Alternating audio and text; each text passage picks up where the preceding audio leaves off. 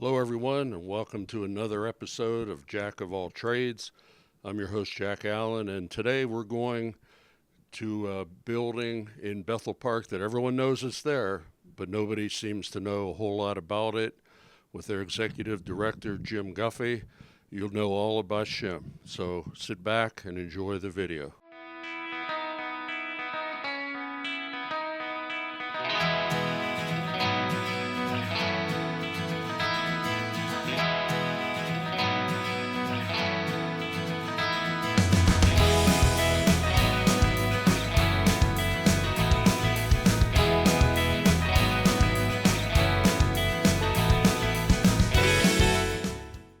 Well, I'm here with Jim Guffey. Jim is the executive director of Shim, South Hills Interfaith Ministries.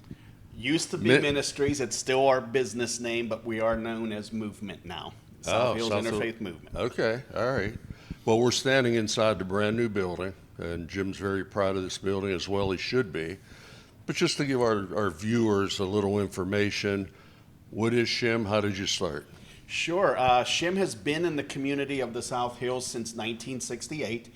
We are a social service agency, so we are one of the rare nonprofits in the South Hills where families that are struggling and individuals that are struggling have a good community resource to go to find food insecurity issues and how to solve those, to look at budgeting and income aspects of we just don't seem to have enough money at the end of the month, and how do we make our bills work and make those payments and those things. So we are a full service social service agency here to help our residents in the South Hills, and they've been wonderful neighbors over the years. And we moved here in 2009. Okay. So we were over in South Park, and not too long ago, 14, 15 years ago, we made Bethel Park our home, and we've been grateful to be here since then. Right. And you're right in the center of Bethel Park. We are. We purposely wanted to be next to the T. Transportation is a challenge for any family. Certainly if you're struggling financially, it's even more of an issue.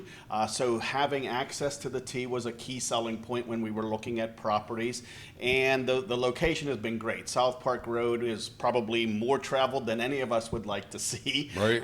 But it's been wonderful for our exposure, and our one community garden outside has done wonders for drawing attention to the building because it sort of blends in, or used to blend in. We've done some things here recently to make that not so blending, but it's been wonderful to be here in the community. All of the produce you see here is distributed at our 3 food pantries every other week on Tuesday at Baldwin Presbyterian Church, and every other week on Wednesdays at the Wallace Building in Whitehall, and every other Thursday here at the Shim location. The food pantry schedule is on our website, and we look forward to seeing you.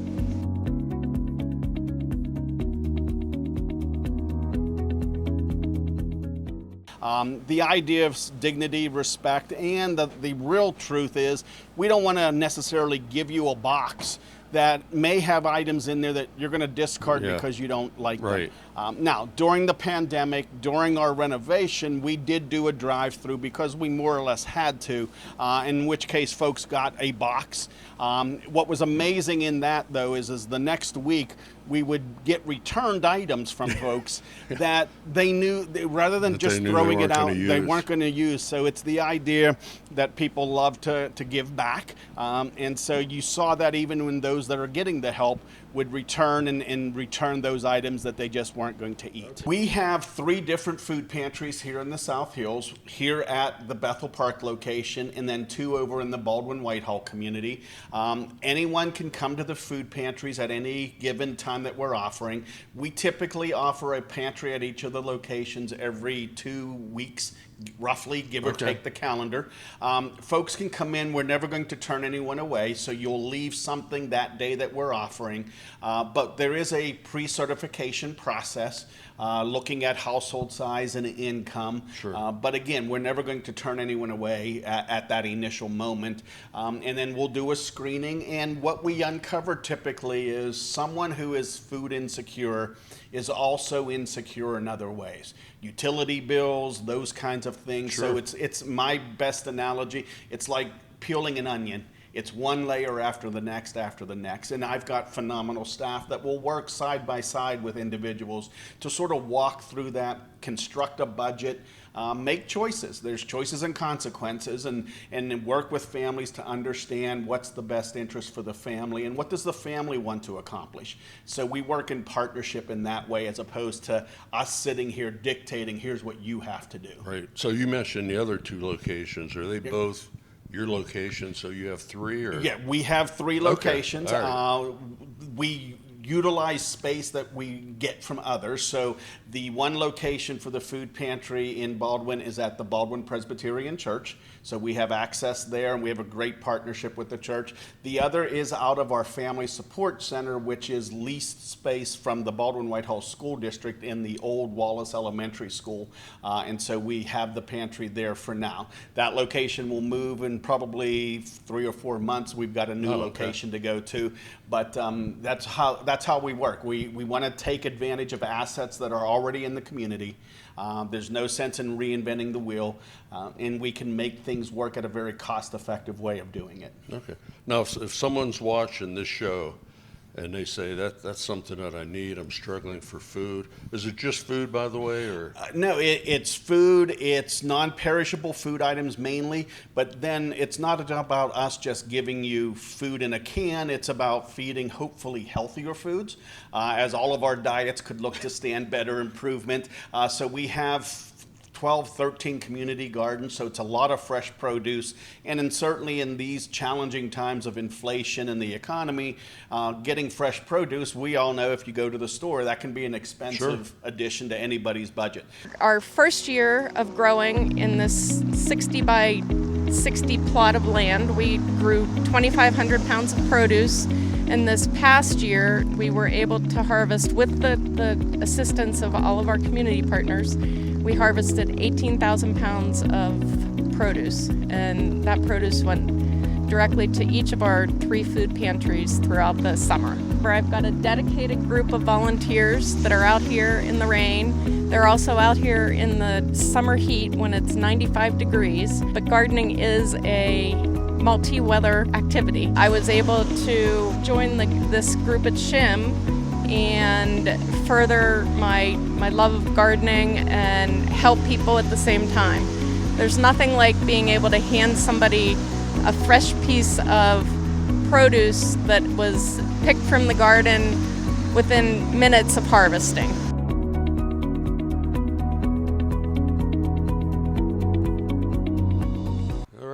Now we're inside the community garden, and this is the pride and joy that I remember from going up and down South Park Roads. So Jim, tell us a little bit about the garden, what you're growing, and the volunteers that help you out. Sure. The garden here is led by the volunteers, and again, we couldn't do this without their support. This garden is rebuilt. This is the first growing season since the construction and the renovation project. Andy Ammerheim down at EV Hardware was wonderful in supporting us in this endeavor and getting us back up, so big shout out to Andy. But what you see here is all kinds of crazy stuff. There's some things I recognize readily, which are the tomatoes. There's some peppers back here, but there's all kinds of other unique foods that are grown naturally that our families love to have. And so I'm not even familiar with some of them and how to prepare them, but it's wonderful that we're able to provide this fresh nutrition for the families. Yeah. I mean, I've seen a lot of gardens just in the neighborhood, but that's the first time I've seen eggplants that were in a garden. Exactly. No, this is wonderful. And again, it's the volunteers. Today is a harvesting day and a work in the garden day on Tuesday morning. So we're blessed with the volunteers. And then, again, everything that will be picked here over the summer. And in a normal cycle, this will be up and running. We'll start in March. And we won't put this to bed literally until the mid-October when the weather really gets to a point. In a perfect world, we'd have a greenhouse and all of those things, but that's on down the way. Non-perishable items, paper products, personal hygiene. So those are the kinds of things initially through the food pantry. But again, we are a dollar energy screening site. So if you have trouble paying your utility bills, you can come to us and we can be one of those screening sites to enter your application. And in a lot of ways, my staff will also work on folks. Hypothetically, if you're a married couple with young kids, you're getting by, but just barely. But your car breaks down and you have a $800 car bill that you don't have the savings for. Right. Working with us, if you meet certain guidelines through our Department of Human Services at Allegheny County and some other funders, we can possibly work with a third party, a local garage, to possibly fix that vehicle and then get you back on the road so that one little expense or that one big expense didn't start a downward spiral for the family. So there's all kinds of resources here to help. Okay, so if someone, again, I mentioned, if someone were watching this, how would they go about reaching out to you? Sure, there's lots of ways to do that. One is a simple phone call, 412-854-9120, and we'll answer that on this side. And then you can just start talking and helping us understand what your story is and what situation is. And then we'll figure out from there. It might be coming in and actually visiting with us and spending some time. You can just drop by. We're here Monday through Friday, roughly 8:30 to 4:30 every day. That's a little iffy because staff might be busy, but we'll certainly get a name and a number and get back to you. Right.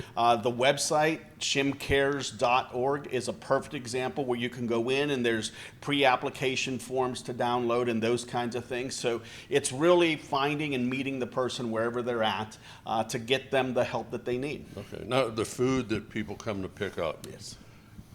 Do you take donations? I mean, can I go to my house and say, I don't need all this and drop it off here? Absolutely. The South Hills community is very generous. We actually, we have wonderful neighbors. And so non-perishable items, household products as far as, like, again, toilet paper, paper products, personal hygiene items. Again, we're here Monday through Friday. You can drop it off. Okay. It will go back out to other families that need it. Okay, other than people dropping items off, where do you get the rest of the food? Great question. We are part of the Greater Pittsburgh Community Food Bank Network, so we can purchase food through the Greater Pittsburgh Community Food Bank. There is a cost to us, but it's a hugely significantly reduced cost. Yeah. And so we send a truck. We have a huge refrigerated box truck.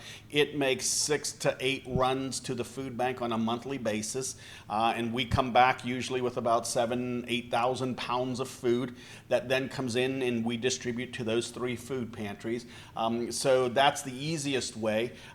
We are always respectful of what the individual donor wants to do, and we understand folks love to go to the local supermarkets, Giant Eagle Shop and Save, Aldi's, and make that purchase and involve their family, kids, and in that idea of giving back. Ironically, one of the best things folks can do is a monetary donation, because we can leverage that donation at the food bank and make a broader purchase and get more bulk for that dollar.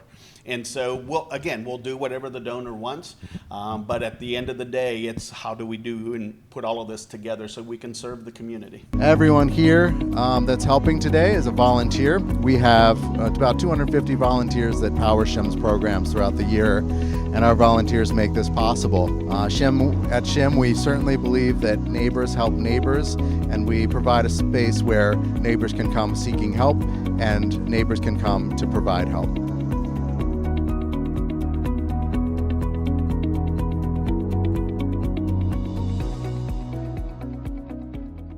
The other way we get a lot of the product that we get donated to us is it's the local community. It's the local churches. It's the local school project for elementary school or a high school service project where they do a community food drive. And so, they can put out the letters to their local neighbors and they'll go around and collect the food. The Rotary groups, Bethel Park has such strong Rotaries. And so we're blessed that they support us in those manners. So again, this community community is just wonderful. Yeah. You want to just start with telling us your name and your grade and what school you go to? Maddie Sunaway, 9th grade, and I go to Mount Lebanon High School. I've been hosting this drive for 9 years. The first year that I hosted a drive, I did it with the Greater Pittsburgh Food Bank. The second year I chose to host my food drive with Shim because I wanted a food bank that was local and was helping my own neighbors. I mean, I love meeting with neighbors, seeing people who just saw our signs and decided to stop by to make a donation. It's really heartwarming to see everybody coming together to help. I have a lot of fun doing it, and it really makes me happy to know that it's helping people. All right, 1, 2, 3, 2. Perfect. Awesome. Thank you. All right, so are you guys ready? It's the power of volunteers. Okay. We have approximately over 300 volunteers yearly that give over 15,000 hours of volunteer service. And I couldn't afford staff. So without the volunteers, we Right. couldn't do that. And anyone can volunteer. So Just by it's going to your website? Going to our website and filling out the forms. We do ask for clearances. There are opportunities for folks to interact with youth, and we want to make sure that we're doing our diligence from a safety standpoint. But anybody can volunteer, and whether it's a one-off type project, or if you're willing to come in and say, I can be here every Tuesday and give you 2 hours from Yeah. 9 until 11, we love that as well. So again, we meet people where they're at. Right. Well, one of the reasons, and I've known you for a while, but one of the reasons we've waited till now is because we're in a brand new building. You're in a brand new building. So we wanted to take a look at all the improvements that you've made here. And the first one is this wall that you have with donations. You tell us a little bit about that. Sure.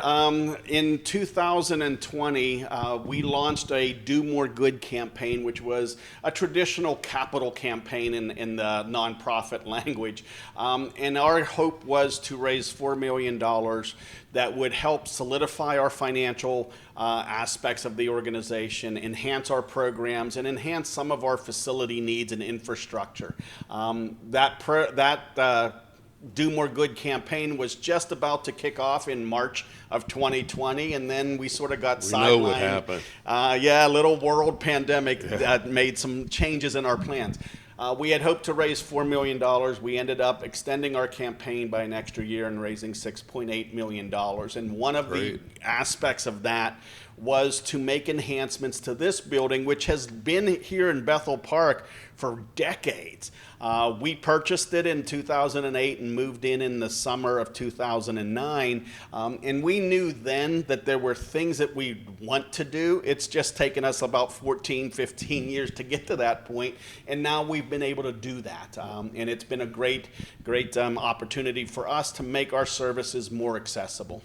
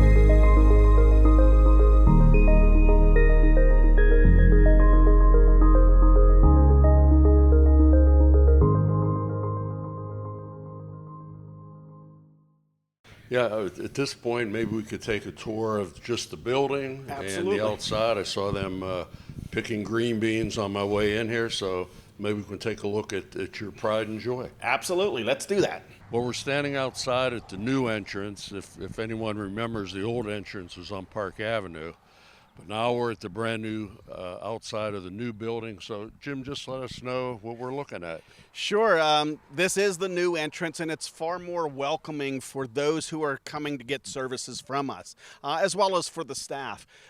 As you had said earlier, I mean, our original parking was off of Park Avenue, and we had about 3 or 4 on-street parking spaces. And so our parking predominantly was in the rear of the building, and so most folks would park in the rear, and Right. you'd have to work your way along South Park Road or through the yardway to get to us up at the main entrance. So this makes it much more welcoming. It's ADA compliant, so for those that are physically challenged, and we deal with some individuals that have mobility issues, those things, a whole new entryway. Our parking is here in the rear of the building, so it's a wonderful welcome point. You'll come into a wonderful lobby. In today's world, we do think of some of the security aspects that we have to. So Sure. you can get in through the vestibule, but then after that, then there will be screening points where you won't be able to proceed until you talk to someone. A wonderful lobby to be more welcoming to folks. An elevator that will allow us to go from one floor to the next. So again, for those with mobility challenges, in the old building, as we describe it, there was only a set of steps, and they Right. weren't real wide. And Right. so this just gives us a lot of better use space. The other thing we did, and we'll see it with our back to school display that I'll show you here shortly, is the one room off of the lobby is a larger multi-use space. So community can come in and we can host educational seminars. It's air conditioned, it's heated in the winter. We can look at those kinds of programs, and then it's a room that honestly is available if somebody needs it for a purpose. So whether it's us or whether we look on down the road for private, hey, I just want to have a baby shower, can we do that? Oh, I'm not okay. saying we're there yet, Right, but right. we'll consider those things on down the road. But the space is just far more welcoming, especially for those with mobility challenges. Okay. We're now in the largest room of the new addition, and this is the multi-purpose room. So, Jim, what do you have in mind for this? What's this going to be used for? Sure. Well, the imagination that we have will be the only limiting factor of what we could use this room for. So what you're seeing stacked here on some of the pallets, yesterday this space was filled up. We will be having our annual back to school program here next week. And so the community donates backpacks, school supplies, notebook paper, notebooks, pencil boxes, those kinds of things. And we'll be distributing that through our 3 different locations. So at this point, this is all boxed, ready to go back out onto the trucks, but everything's sort of boxed together. So, but this is one of the purposes of this room. Again, we can use this room for educational purposes, financial literacy classes. We have a group that utilizes the room every Tuesday evening, so this will actually be moved out of here later today. They'll come in this evening. It's a support group, and they'll have the use of the space. During our food pantries, this is our waiting area. And again, it's just a lot nicer for those we're trying to serve. It's air conditioned, it's heated in the winter time. So it can be anything that we really want it to be. Great. We're at a unique spot in this building, which is they have an elevator, which you usually don't see. Yeah. Now, this was a wonderful addition because, again, the idea that to go from one of our locations to the other from one floor to the other floor was prohibitive for a lot of folks that have mobility issues. Sure. And now this gives us the opportunity, I should hit the button, there we go, we do have a smaller conference room on the upper level. So folks that may be in a smaller meeting, they can more conveniently access that space and feel welcomed in this building. So it was a nice addition. This was funded through a program with Allegheny County Economic Development because of the ADA compliance aspects. And so we're blessed to have that. Okay. Going down. All right, we're at the last stop on our tour, and this is the upstairs conference room. So tell us a little bit about this room, what it's used for. Sure. In the old space, we didn't really have a conference room that we could gather as a staff for staff meetings, or if you were just hosting a small meeting of 5 to 6 people, we didn't have that space in the old building. So this is a wonderful little addition. It sits over top of the lobby that we came in through earlier. So it again just makes the building more efficiently run and more purposeful in what we're trying to do. We have a phenomenal youth programs, everything from pre-K all the way up through high school, and even now a little bit beyond. A lot of the kids that have been here now for many years, we had them when they were in our pre-K type program, and then they're graduating from Baldwin High School and going on to college or the trades or just into the workforce. And so we've seen that longevity of being here and the results that can prove. But from our early childhood program to after school to our youth mentoring programs, all of that is encompassed here. SHIM actually has a budget on a yearly basis of about $4.2 million, of which about half of that comes through our contracts with the Department of Human Services at Allegheny County. The other half we have to raise on a yearly basis. Okay. Foundations, the local community, but a lot of those resources are spread throughout our various programs, just so we can answer the greatest need and serve those that are the most vulnerable in our community. My name is Tanya and I'm in 4th grade. And my favorite thing about a summer camp is when we get to play and eat, and we have a lot of friends here because some of our friends go to the same school and we live in the same neighborhood, so they basically come here. And we have a lot of friends. And I like here because there's a lot of nice staffs and we get prizes. We go to field trips, and my favorite field trip was when we went to the movie theaters.